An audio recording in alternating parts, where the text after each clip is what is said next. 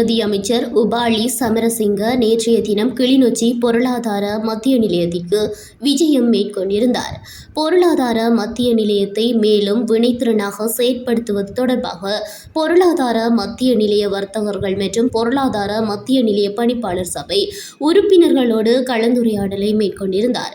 குறித்த கலந்துரையாடலில் மாவட்ட அரசாங்க அதிபர் எஸ். முரளிதரன், கரைச்சி பிரதேச செயலாளர் டி. முகுந்தன், அமைச்சின் அதிகாரிகள், அரச උද්യോഗතர்கள் என பலர் කලඳු கொண்டனர்.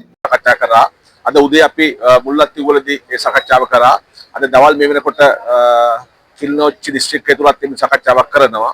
ඊට අමතරව ගත්තොත් සමුපකාර හා වෙළඳ අමාත්‍යාංශය සම්බන්ධ වෙලා ආර්ථික මධ්‍යස්ථාන උතුරේ තුනක් තියෙනවා. වවුනියාව, කිල්නොච්චි සහ සාවකච්ඡේදී.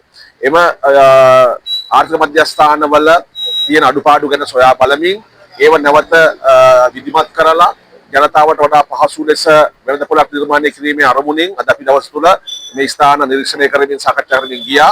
අද උදේවරුේ අපි වවුනියාව ආර්ථික මධ්‍යස්ථාන සම්බන්ධ වෙලා ඒක සොයා බැලුවා. ඒ වගේම මේ මොහොතේ කිල්නොච්චි දිස්ත්‍රික්කය ඇතුලේ දිසාපතිතුමා ඇතුළුවේ අදාළ පරිපාලන කටයුතු සාකච්ඡා කරා. අපි හිතනවා මේ භූමිය සහ මේ ස්ථානය ඉතා වටිනා ආර්ථික මධ්‍යස්ථානයක්. ඒ වගේම මෙතන මම හිතන්නේ දකුණට සහ අනිත් දිස්ත්‍රික්ක වලට විශේෂයෙන් ගත්තොත් උතුරේ වගාවන් වල නිෂ්පාදනය බෙදා ගන්න පුළුවන්.